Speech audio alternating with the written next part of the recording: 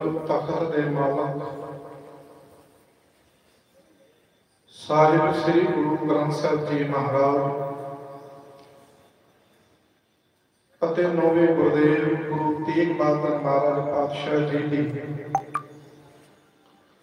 ਨਿੱਘੀ ਗੋਦ ਦੇ ਅੰਦਰ ਸੁਭਾਈਮਾਨ ਹੋਏ ਬੈਠੇ ਸਤਸੰਗੀ ਜਨੋ, ਆਪ ਜੀ ਜਿੰਨੇ ਵੀ ਜੀ ਸਤਿਗੁਰਾਂ ਦੀ ਗੋਦ ਵਿੱਚ सज के बैठे हुए हो, सारी बड़भागी हो। सतगुरु जी ने अपार कृपा की जो सानू इस कलयुग के समय दे विच साध संगत की दात बख्श के अपनी बाणी के नाल सतगुरु जी सानू जोड़ना कर रहे हैं। सो आओ गुरमुख हो, हुणी आप जी ने हजूरी रागी जथे पातशाह अलाही बाणी का कीर्तन श्रवण किया है। आज आप इस स्थान ते श्रोमणी भगत भगत रविदास जी का जन्म दिहाड़ा संध्या के दीवान विच इस स्थान पर मनाया जाएगा। सो आप जी के चरणों च बेनती है, सामने दीवान में भी आप जी ने हाजरियां भरनियां हैं। सो आओ जिन्हां भगतां की बाणी आप गुरु ग्रंथ साहिब महाराज विच पढ़ते हैं, उन्हां भगतां के जीवन नूं विचारिए कि किस तरह एक नीवी जात के श्रेणी के लोग जिन्होंने लोकी नीवा कहते हैं, पर जदों परमात्मा की कोई भगती करता है तो फिर गुरबाणी का फरमान है, नीचो ऊंच करे मेरा गोबिंद काम ते ना जाए। कि जिहड़ा परमात्मा है फिर नीवे बंदियां नूं जदों कोई भगती करता है उसनूं बहुत वड्डा बना देता है। सो आओ आप भगत रविदास जी वर्तन अपने जीवन की गाथा आप ही दासरे शीश रख के करा लेनी। आप जी जिन्हें भी जिथे बैठे हो, दो आशीष गुरु गोबिंद सिंह जी महाराज जी की बख्शिश के मुकद्दस फतेह प्रवान करो। वाहिगुरू जी का खालसा, वाहिगुरू जी की फतेह। भगत रविदास जी के जब आप जीवन पढ़ते हैं तो भगत रविदास जी अपने जीवन बारे खुद बयान कर रहे हैं। हम सर दीन दयाल ना तुम सर अब पतियाल क्या कीजिए। वे मेरे वर्गा गरीब कंगाल इस दुनिया के विच नहीं, और तेरे वर्गा दया करने वाला परमेश्वर होर तेरे वर्गा दुनिया विच नहीं। हुण जदों आपां भगत रविदास जी के जीवन नूं विचारदे हां, बनारस की धरती ते एक पिंड है जिसका नाम गोवर्धन। इस गोवर्धन पिंड विच कुछ चमड़े का काम करने वाले जिन्होंने आप चमार कहते हैं। असरत दे विच जिहड़ा चमार शब्द है ये उन्हां लई वरतिया जाता सी जिहड़े चमड़े का कारोबार करते सन।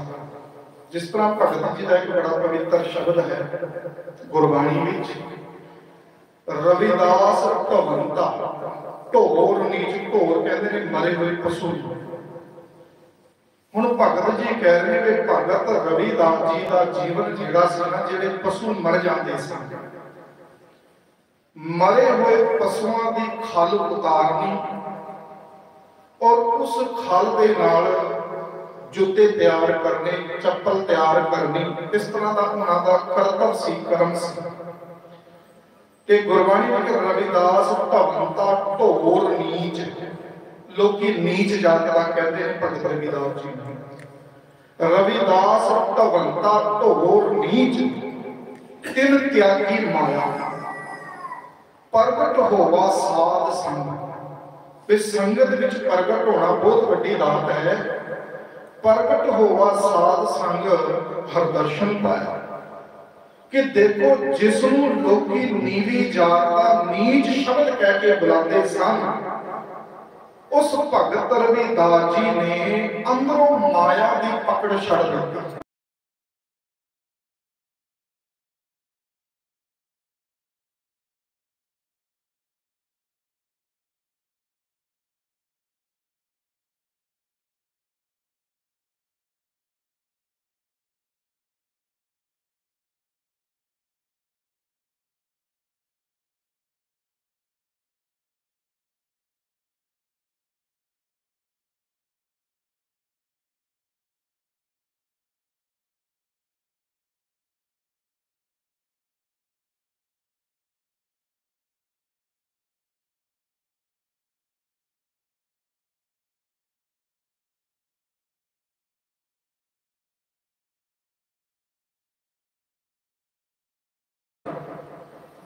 ਅਸਲ ਦੇ ਵਿੱਚ ਇਹਨਾਂ ਦਾ ਪਿਤਾ ਦਾ ਨਾਮ ਹੈ ਸੰਤੋਖ ਦਾਸ।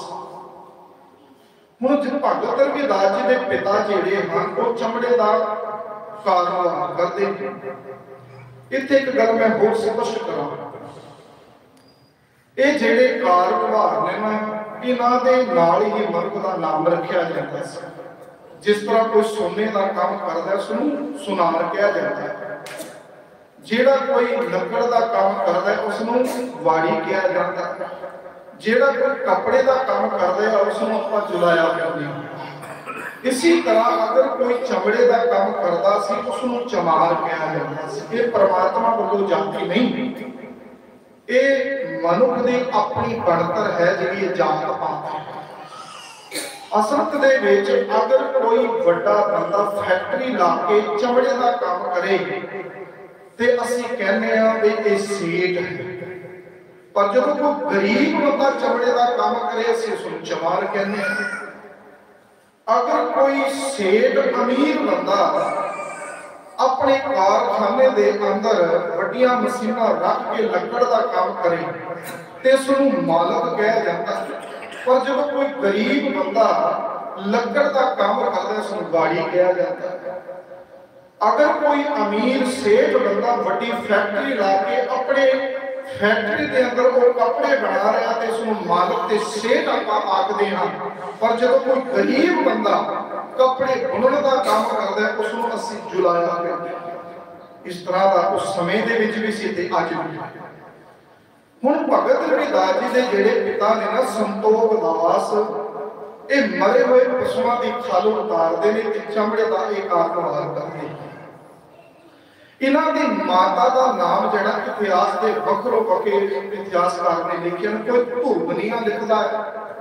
ਇੱਕ ਇਤਿਹਾਸਕਾਰ ਨੂੰ ਮੈਂ ਪੜ੍ਹਿਆ, ਉਹ ਖਾਲਸਾ ਦੇਵੀ ਲਿਖਦਾ। ਔਰ ਇੱਕ ਗੱਲ ਹੋਰ, ਭਗਤ ਰਵਿਦਾਸ ਜੀ ਦੀ ਜਿਹੜੀ ਜਨਮ ਤਰੀਕ ਹੈ ਨਾ, ਇਹ ਵੀ ਮੇਚ ਨਹੀਂ ਖਾਂਦੀ। ਕੋਈ ਇਤਿਹਾਸਕਾਰ ਲਿਖਦਾ ਹੈ 1444 ਵਿੱਚ ਹੋਇਆ, ਕੋਈ ਲਿਖਦਾ ਹੈ 1476 ਵਿੱਚ ਭਗਤ ਰਵਿਦਾਸ ਜੀ ਦਾ ਜਨਮ ਹੋਇਆ। ਅਸਲ ਦੇ ਵਿੱਚ ਜਿਹੜੀ 1476 ਤਰੀਕ ਜਿਹੜੀ ਮੁਕੰਮਲ ਕੀਤੀ ਗਈ, ਇੱਕ ਪਟਿਆਲਾ ਯੂਨੀਵਰਸਿਟੀ ਦੇ ਅੰਦਰ ਕਿਤਾਬ ਛਪੀ, ਭਗਤ ਮਾਲਾ ਉਸ ਨੂੰ ਕਿਹਾ ਜਾਂਦਾ ਹੈ। ਉਸ ਦੇ ਅੰਦਰ ਭਗਤ ਰਵਿਦਾਸ ਜੀ ਦਾ ਜੀਵਨ ਵਰਣਨ ਕੀਤਾ ਹੈ ਤੇ ਜਿਹੜੇ ਵਿਦਵਾਨ ਨੇ ਨਾ ਉਹਨਾਂ ਨੇ ਸੋਧ ਕੇ ਜਿਹੜਾ ਤਤ ਭਾਵ ਤਤ ਮੂਲ ਹੈ ਉਹ ਤਾਰੀਖ ਨਿਰਧਾਰਿਤ ਕੀਤੀ ਹੈ। ਭਗਤ ਰਵਿਦਾਸ ਜੀ ਦਾ ਜਿਹੜਾ ਜਨਮ ਹੈ 1476 ਦਾ, ਗੁਰੂ ਨਾਨਕ ਦੇਵ ਜੀ ਦਾ ਜਨਮ ਕਦੋਂ 1469 ਵਿੱਚ, ਭਗਤ ਰਵਿਦਾਸ ਜੀ ਦਾ 1476 ਵਿੱਚ ਹੋਇਆ। ਔਰ ਭਗਤ ਕਬੀਰ ਜੀ ਦਾ ਜਿਹੜਾ ਜਨਮ ਹੈ ਉਹ ਹੈ ਸਨ 1470 ਦਾ। ਭਗਤ ਰਵਿਦਾਸ ਜੀ ਦੀ ਉਮਰ 115 ਸਾਲ ਦੀ ਉਹ ਸਰੀਰਕ ਚੋਲੇ ਸੰਸਾਰ ਵਿੱਚ ਜੀਕੇ ਗਏ ਨੇ। ਔਰ ਭਗਤ ਕਬੀਰ ਜੀ 120 ਸਾਲ ਇਸ ਮਨੁੱਖੇ ਚੋਲੇ ਸੰਸਾਰਿਕ ਨਾਲ ਯਾਤਰਾ ਕੀਤੀ। कहते ने सन 1476 ईस्वी में संतोख दास के ग्रह विखे ते माता कालशा दी दी कुख तो एक बच्चे ने जन्म लिया जिहदा नाम बड़े अदब सत्कार दे नाल रविदास रखिया। ज्यों ज्यों समा लंघदा रहा भगत रविदास जी की जिहड़ी रुचि है ना बचपन तो ही वो भगती वाली है। और असरत ने उस समय के अंदर नीवी जात वाले को भगती करनी सौखी नहीं सी, क्योंकि उस समय के अंदर वर्ण वंड का बहुत बड़ा बलारा सी। नीवी जात वाले को मंदिरों के अंदर लैके भगती करने का हुक्म नहीं सी। इत्थे तक कि कोई नीवी जात का बंदा ठाकुर की भी पूजा नहीं कर सकता।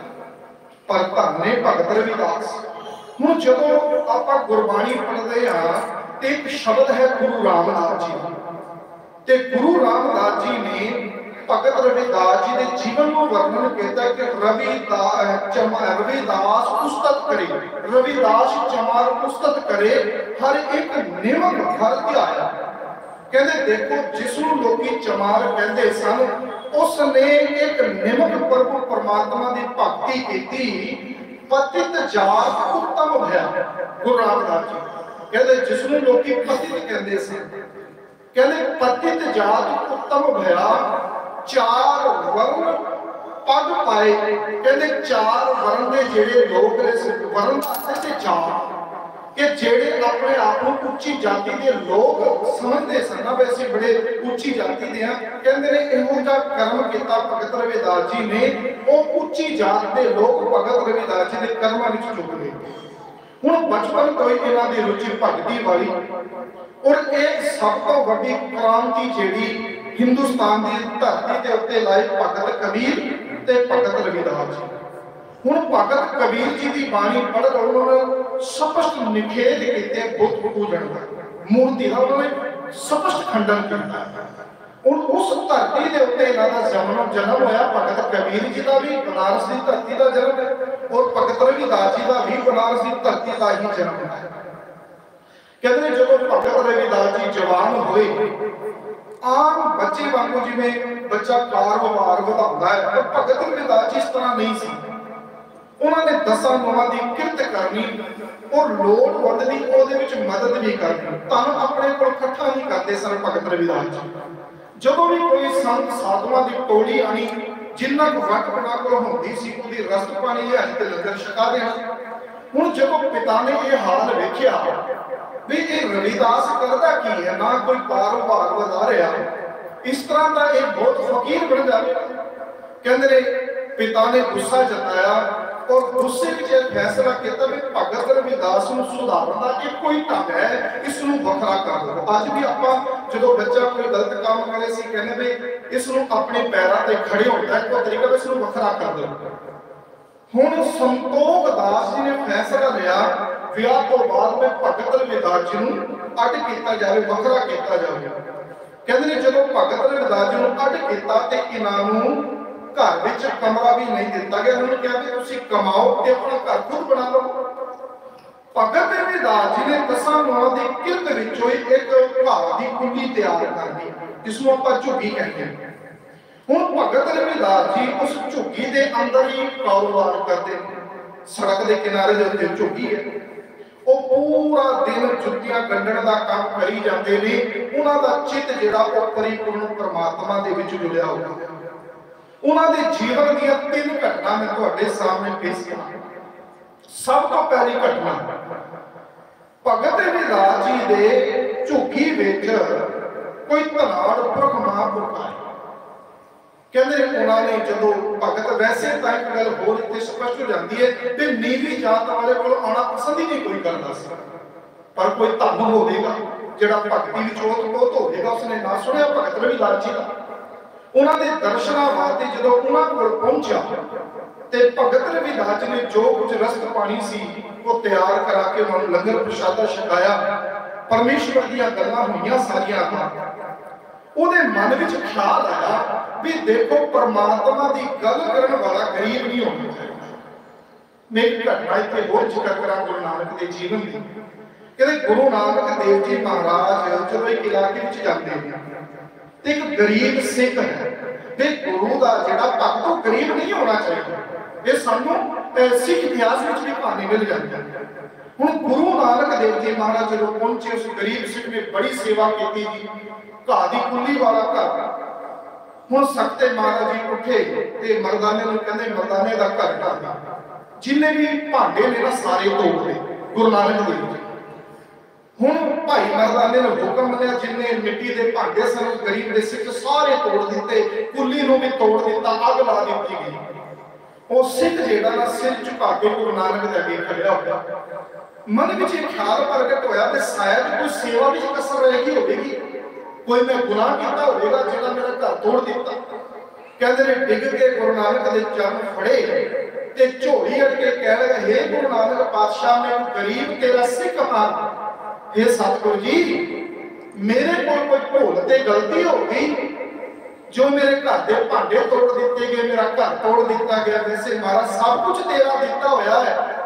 गुरु नानक पातशाह जी ने हंस के सीने नाल लाया ते कहणगे गुरसिखा तो बहुत श्रद्धा भावना दे नाल साडी सेवा कीती, देख तेरी सेवा तो परसन हो गया, अज भी तेरे को गरीबी होंदे होया भी तेरा दिल बड़ा अमीर है, तू लोड़वंदा दी मदद करता है ते असी तेरी सेवा तो परसन हो गया। जिन्ना क तेरा दिल अमीर है, तू अंदरों अमीर है, असी बाहरों भी तेनू इन्ना अमीर बनाना चाहते हैं। आखो जी सतनाम।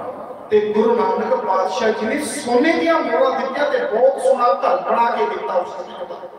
कहते उसने क्या बे रब दा कोई भगत होवे और अपनी गरीबी दे नाल जूझे, उसने की किया एक पारस पत्थरी। हुण इत्थे भी दो मत ने, कोई इतिहासकार लिखता है कि भगत रविदास जी को कुछ धन ते सोने के सिक्के दिते गए, ते कोई इतिहासकार लिखता है पारस की पत्थरी दी गई।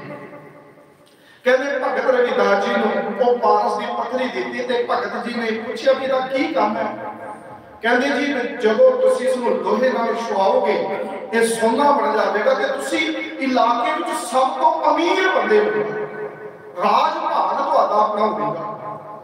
भगत रविदास जी कहन लगे भी मैनू इस माया की लोड़ नहीं, जिन्ने क नाल मेरा गुजारा चलता है मैनू रब दे ही जाता। एक गल इत्थे स्पष्ट होती है, गुरबाणी में शब्द है भगतां की चाल निराली। एवें थोड़ी क्या महाराज ने चाला निराली भगतां केरी, बिरखम मार्ग चलना लाभ लभ का अर्थ करांगे कि जीव दे चस्के।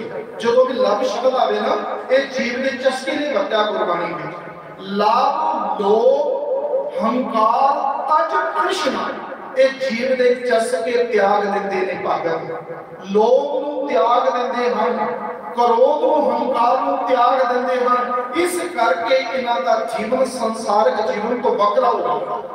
लभ लोभ हंकार तज तृष्णा बहुत नहीं बोलना। भगत रविदास जी ने जिन्ना कि मेरे परिवार का गुजारा चलता है रब मैनू दे ही जाता है, उसने जिद की ते भगत रविदास जी कहने फिर इस तरह कर शान विच जिथे तेरा चित करे उथे टांग दे। कहते उस फकीर ने वो जिहड़ी पारस पत्थरी सी वो शान विच टांग दित्ती ते कई साल मगरों जो फिर वापस उस इलाके च परता ते मन विच ख्याल ने भगत रविदास जी का बहुत बड़ा महल होगा, बहुत बड़ा घर होगा, नौकर चाकर होंगे, कई प्रकार का घर के अंदर साधन होगा। कहते जदों पूछया कि भगत रविदास जी का घर केड़ा ते कहते ने ओ सामने झुकी भगत रविदास जी की है। हैरान हो गया, कहते मैं इसनूं पारस की पत्थरी दी सी वे अमीर बन जावे। जाके भगत रविदास जी ने पूछया वो बड़ी कीमती पत्थर सी, तुसीं ओदे नाल सोना नहीं बनाया। ते भगत रविदास जी कह लगे मैनूं सोने की लोड़ नहीं। आपां शब्द पढ़ते हैं ना गुरु तेग बहादुर पातशाह जी का, जो नर दुख में दुख नहीं मानै, सुख सने और भय नहीं जाके कंचन सोना। कंचन माटी माने ये है भगतां दा जीवन, उसके अंदर रब दा वास है जिहड़ा सोने नूं भी मिट्टी समझदा। भगत रविदास जी कहते जिथे रखी सुते चुक ले। उस तो बाद जब आप उन्होंने जीवन में होड़ पढ़ते हैं तो भगत रविदास जी के जीवन दियां दो होर घटना हो। जब बनारस की धरती ते भगत रविदास जी ने भक्ति की ते लोग भगत रविदास जी के नाल जुड़ना शुरू हो गए, क्योंकि सच की गल करते हैं। उन्होंने एक बड़ा पवित्र शब्द भी आओ घट घट आओ घट डूगर कण एक निर्गुण बैल हमार रमीए सो एक बेनती मेरी पूंजी राग मुरार को बरजारो राम को मेरा टांडा लाजो जाए हो बरजारो राम को सहज करो वापार। शब्द पता केड़े बोले, मैं राम नाम तन दद्या बिखलादी संसार। धर्म राजा को हर मनुख मौत को तय खाता है, पर भगत रविदास जी कह रहे उर्वार पार के दानिया। धर्म राजे ने कह रहे नहीं उर्वार पार के दानिया लिख ले हो आल पताल मोहे जंग डंड ना लगी। मैनू तेरा भैरी हर लोग तेरे तो डरदा है, मौत को पै खांदा। भगत रविदास जी के मैं तेरे वगार के कहना जो तेरा चित करे मेरे प्रति लिख दे, मैनू तेरा भै कोई। कहते हैं जब भगत रविदास जी नाल लोकी जुड़ना शुरू हो गए, जेड़े उच्ची जात के लोग सन उन्होंने चंगा नहीं लगा, क्योंकि भगत रविदास ते भगत कबीर जी ने क्रांतिकारी बोल। हुण भगत कबीर जी का बड़ा पवित्र शब्द है, पाती तोड़े मालनी पाती पाती जियो। जिस पाहन को जिस पत्थर ले तुसी पुल तोड़ रहे हो, जिस पाहन को पाती तोड़े सो पाहन निर्जियो भूडी मालनी है एओ सतगुर जागता है देव। जब भगत कबीर जी ने बनारसी धरती के शब्द उचारे होगा, जब कवा क्या होगा कि तुसी भूले ते भटके हुए लोग जिहड़े पत्थर नूं पूजदे, पत्थर दे नहीं तुसी जीवन गुण तोड़ के एक निर्जीव पत्थर के सामने पेश कर रहे हो, ते ओ लोग किवें चैन नाल बैठणगे जिहड़े बुतां दी पूजा करदे ने। कहंदे ने जाके चित्तौड़गढ़ दा एक राजा होया सांगा, कहंदे जाके उन्हां ब्राह्मणां ने शिकायत की राजे सांगे दे आके कि वेखो तुहाडे राज भाग दे अंदर ये की हो रहा। कहंदे की होया, कहंदे कि नीवी जात दा भगत रविदास चमार श्रेणी दा ਉਹਦੇ ਨਾਲ ਲੋਕੀ ਜੁੜ ਰਹੇ ਹਨ, ਉਹ ਪੱਥਰਾਂ ਦੀ ਨਿਖੇਧੀ ਕਰਦਾ, ਬੁੱਤਾਂ ਬਾਰੇ ਕਹਿੰਦਾ ਵੀ ਇਹਨਾਂ ਨੂੰ ਨਹੀਂ ਪੁੱਛਣਾ ਚਾਹੀਦਾ। ਜੇ ਨੀਵੀਂ ਜਾਤ ਦਾ ਹੋਗਾ ਕਰਮ ਕਰੇਗਾ ਅਸੀਂ ਕਿੱਥੇ ਜਾਵਾਂਗੇ, ਅਸੀਂ ਤੇ ਬ੍ਰਾਹਮਣ ਉੱਚੀ ਜਾਤ ਦੇ ਹਾਂ। ਹੁਣ ਗੁਰਬਾਣੀ ਨੂੰ ਪੜੋ, ਮਹਾਰਾਜ ਜੀ ਕਹਿੰਦੇ ਜਾਤ ਕਾ ਗਰਬ ਨਾ ਕਰਿਓ ਕੋਏ ਬ੍ਰਹਮ ਬਿੰਦੇ ਸੋ ਬ੍ਰਾਹਮਣ ਬਣੋ। इत्थे तक महाराज ने कह दिता जात का गर्व ना कर मूर्ख गावारा, उसनु मूर्ख क्या जेड़ा जात का गर्व करदा है। ते महाराज कहे खत्री ब्राह्मण सूद वैस उपदेश चौं वर्णा को समझ। ए गुरु दा देखो सिक्ख्या मेरे सतगुरु दी। जाके शिकायत की ते सांगा ने हुक्म किया राजे ने कि भगत रविदास जी नूं बंदी बना के साडे सामने पेश किया जाए। हुण इत्थे एक गल होर विचारण होई, जेड़ी राजे सांगे की घरवाली है ना झाला बाई और एक है मीरा बाई। मीरा बाई जी कृष्ण भगवान की भक्ति करती है। एक मीरा बाई का शब्द है गुरु ग्रंथ साहब जी के अंदर। हुण इस गुरु ग्रंथ साहब जी के अंदर नहीं, जेड़ी भीड़ भाई बन्नो को लिखवाई सी, भाई बन्नो साहब वाली भीड़, ਉਹਦੇ ਅੰਦਰ ਮੀਰਾ ਬਾਈ ਦਾ ਇੱਕ ਸ਼ਬਦ ਹੈ। ਜਦੋਂ ਆਪਾਂ ਇਤਿਹਾਸ ਨੂੰ ਸਮਝਾਂਗੇ ਪੜਾਂਗੇ ਵਿਚਾਰਾਂਗੇ ਤਾਂ ਹੀ ਪਤਾ ਲੱਗੇਗਾ ਨਾ। ਹੁਣ ਇਤਿਹਾਸ ਆਪਾਂ ਕਦੇ ਪੜਨਾ ਨਹੀਂ, ਕਦੇ ਵਿਚਾਰਨਾ ਨਹੀਂ, ਕਦੇ ਸੁਣਨਾ ਨਹੀਂ, ਤੇ ਪਤਾ ਕਿੱਥੋਂ ਲੱਗੇਗਾ। ਜਦੋਂ ਭਾਈ ਬੰਨੋ ਨੂੰ ਸਤਿਗੁਰੂ ਜੀ ਨੇ ਕਿਹਾ ਕਿ ਤੁਸੀਂ ਜਿਲਦਬੰਦੀ ਕਰਕੇ ਲਾਓ, ਤੇ ਰਸਤੇ ਦੇ ਵਿੱਚ ਭਾਈ ਬੰਨੋ ਨੇ ਉਹ ਭੀੜ ਦਾ ਉਤਾਰਾ ਕਰ ਰਿਹਾ ਸੀ, ਉਹਦੇ ਵਿੱਚ ਮੀਰਾ ਬਾਈ ਦਾ ਇੱਕ ਸ਼ਬਦ ਹੈ। ਇਹ ਮੀਰਾ ਬਾਈ ਜਿਹੜੀ ਹੈ ਨਾ ਭਗਤ ਰਵਿਦਾਸ ਜੀ ਤੋਂ ਬਾਅਦ ਜਿਹੜਾ ਉਹਨਾਂ ਦੀ ਗੱਦੀ ਦੇ ਉੱਤੇ ਬੈਠਾ, ਭਗਤ ਰਵਿਦਾਸ ਜੀ ਦੀ ਬਾਣੀ ਸੁਣ ਕੇ ਇਹਦੇ ਅੰਦਰ ਭਗਤੀ ਦਾ ਚਸ਼ਮਾ ਫੁੱਟਿਆ ਸੀ ਮੀਰਾ ਬਾਈ ਦਾ। ਹੁਣ ਜਿਹੜੀ सांगे ਦੀ ਘਰਵਾਲੀ ਹੈ ਨਾ ਝਾਲਾ ਬਾਈ, ਇਹ ਵੀ ਭਗਤੀ ਦੇ ਰਸਤੇ ਦੇ ਉੱਤੇ ਭਗਤ ਰਵਿਦਾਸ ਜੀ ਦੀ ਬਾਣੀ ਸੁਣ ਕੇ ਉਹਨਾਂ ਤੋਂ ਪ੍ਰਭਾਵਿਤ ਹੋ ਕੇ ਤੁਰੀ ਸੀ। ਹੁਣ ਜਦੋਂ ਰਾਜੇ सांगे ਦੇ ਸਾਹਮਣੇ ਭਗਤ ਰਵਿਦਾਸ ਜੀ ਨੂੰ ਪੇਸ਼ ਕੀਤਾ ਗਿਆ, उन्होंने क्या पहले सब तो पहला ब्राह्मणों को पूछा भी तुसी दसो। वो कह लगे कि असी उच्ची जात दे हां ते नीवी जात वाले नूं हुक्म नहीं वे रब दा नाम ले सकण, मंदिर विच बैठ सकण, बुतां बारे कोई गल कर सकण। ते भगत रविदास जी नूं पुछदे ने भी तुसी किहदी भगती करदे हो? कहंदे जी मैं भी ठाकुर नूं पूछदा। बस ये गल समझण वाली। हुण देखो ब्राह्मण भी कह रहा मैं ठाकुर नूं पूछदा, इधर भगत रविदास जी भी कह रहे हैं मैं भी ठाकुर नूं पूछदा। हुण ठाकुर ठाकुर विच अंतर है। हुण ब्राह्मण दा ठाकुर केड़ा? ब्राह्मण दा ठाकुर है पत्थर दी मूरत। भगत रविदास जी का ठाकुर केड़ा है? सबे घट नाम बोले, रामा बोले, राम बिना को बोले रे। एक माटी कुंचर चीटी भोजन है वो नाना रे। ये है भगत रविदास जी का ठाकुर। कहते हैं तुसी ठाकुर नूं पुछदे हो? कहते हाँ। कहते ब्राह्मण कह रहे हैं कि नीली जात वाले हुक्म नहीं ठाकुर नूं पूजण दा। कहते जी पहले इन्हां नूं पुछ तो लवो मैं किहड़े ठाकुर नूं पूजदा। कहते फिर दसो। कहते मेरा जिहड़ा ठाकुर है ना वो ठाकुर है जिहड़ा सारियां दे हिरदे विच वसिया होया है। मेरा ठाकुर वो है जिहड़ा सारियां नूं रिजक दे रहा है, सबनां नूं पालनहार है। क्यों ठाकुर ठाकुर दे उत्ते गल चल पई। हुण जिहड़ा राजा साडा बड़ा सूझवान सी, उसनूं गल पकड़ विच आ गई। इसलिए कहते ठीक है ब्राह्मण नूं आगे बुलाया। कहते कि तुसीं ठाकुर नूं पूछदे हो? कहते हाँ जी। कहते तुहाडा ठाकुर तुहाडी गल मनदा है? कहते हाँ जी साडा ठाकुर साडी गल पूरी मनदा है। कहते वो सामने जिहड़ा सरोवर है ना तुहाडे ठाकुर नूं सरोवर दे परले कंढे ते रखो। देखो किस तरह मैंने समझाया। तुहाडे ठाकुर नूं तुसीं सरोवर दे परले कंढे ते रख दो। जे तुसीं अपने ठाकुर नूं बुलाओ ते तुहाडे बुलाण तो इस सरोवर नूं पार करके तुहाडा ठाकुर तुहाडे कोल आ गया ते समझ लो तुसीं जित जाओगे। जे भगत रविदास जी का ठाकुर आ गया तो भगत रविदास जी जित जाएंगे। हुण भगत रविदास जी ने एक शर्त रखी। कहते ठीक है जी मैं बिल्कुल तुहाडी गल तो सहमत हां, पर एक गल है जेड़े लोग जितणगे ना इस ठाकुर दे काम विच, कहते जेड़ा हारेगा जितण वाले नूं सोने दी पालकी विच बिठा के पूरे शहर दी परिक्रमा करे। जेड़ा हारेगा कहते ठीक है सानू मंजूर है। कहते ने पहले क्या ब्राह्मण होवे तुसीं जाओ अपने ठाकुर नूं बुलाओ। हुण वो बेचारे अपने ठाकुर नूं बुलाण। हुण पत्थर जेड़ा है वो किवें करके वापस आएगा ना। बड़े तंत्र विद्या उन्होंने चलाई, बड़े मंत्र पढ़े गए, बड़ियां इबादत कीतियां गईयां, पर ब्राह्मण का बनाया ठाकुर एक कदम भी नहीं चलिया। फिर बारी आ गई भगत रविदास जी। हुण भगत रविदास जी कहते मैनूं तुहाडे ठाकुर नूं बुलाओ। कहते जी मेरे ठाकुर की कोई मूरत नहीं है। मेरा ठाकुर केड़ा है? गुरु नानक का बनाया हुआ ठाकुर अकाल मूरत, काल तो रहत जिसकी कोई मूरत ही नहीं है। जिस रब की कोई मूरत नहीं है उसने मैं मूरत किवें बना सकदा? मैनूं ये दसो। हुण गल समझ विच आ गई कि रब तां मौत तो परे उसदा कोई चक्कर चिन्ह है ही नहीं। इस मूर्त के अंदर भगत रविदास जी की विजय हो गई। ते भगत रविदास जी ने एक शब्द उच्चारण किया, मैं समाप्ति करा।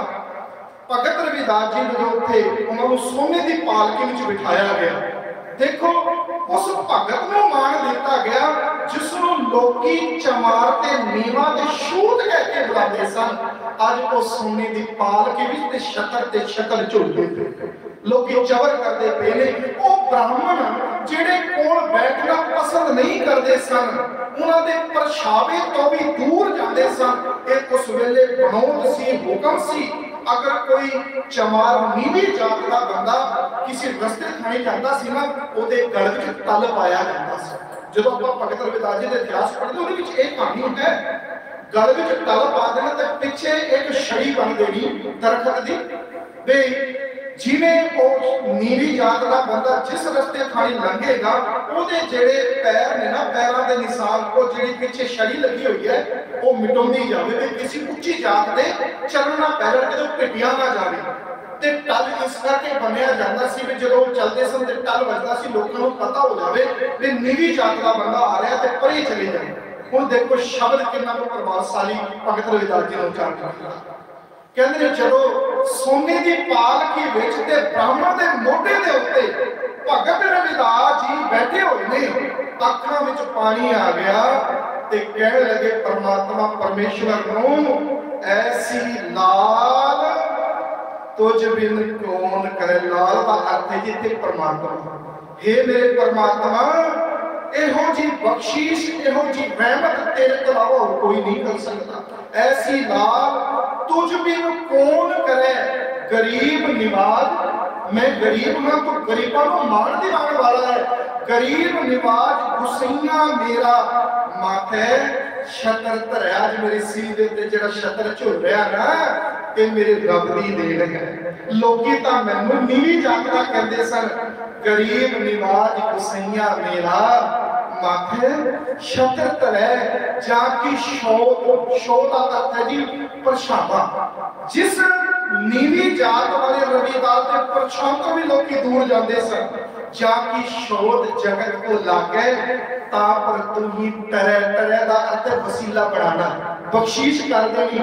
दाता जिस दे परछावे तो भी लोग डर करते सन, कहते सन असीं भेटिया ने जाए। दाता जब तेरी बख्शीश होता है ना, फिर उसके नाल जुड़ के उसको मोढे ते भी चुक लेते हैं। जाकी शोध जगत को लागे ता पर तू ही डरे, नीचो ऊंच करे मेरा गोविंद, काहू ते ना डरे। नाम देव कबीर त्रिलोचन। कहते किना को निवाजिया रब ने, कहते भगत नामदेव जी शिंबी या छिंबा जात है। नाम देव कबीर त्रिलोचन सतना सैन तरे, ए तरगे ने तेरा नाम लेके। महाराज कहे रविदास सोने दे संतो, हर जीव ते सबे सरे। हे दुनिया के लोगों मेरी गल ध्यान नाल सुनो। रब वर्गा दुनिया में दाता कोई नहीं, रब वर्गा रहमत बख्शीश करने वाला कोई नहीं। जे रब की इबादत भगत नामदेव जी शिंबी जात दा करदे ने, भगत कबीर जुलाहा जात विचों भक्ति करदे ने, सैन भगत जी भक्ति करदे ने, ओ नाम लेके तर गए ने। कहते कहे कबीर सुनो रे संतो, हर जीव ते सबे सरे सरे दा अर्थ हरि परमात्मा सब कुछ कर सकता है। जदों आपां हरि परमात्मा दी भक्ति करिए, ओदी इबादत करिए, ताई सतगुरु जी ने बाणी च शब्द उच्चारण कीते हैं। आपस को जो जाने नीचा, सो गदिए सब ते ऊंचा। कहते धन भूम का जो करे, गुमान सो मूर्ख अंधा। एक गुरबाणी का फैसला है। गुरु दे दर ते आइए, नीवे बन के आइए। जिस दिन दाता बनने की कोशिश करांगे ना, उस दिन खाली हाथ चले जावांगे। महाराज जी कह रहे हों विच आया, हों विच गया। सो संध्या दे दीवान विच भगत रविदास जी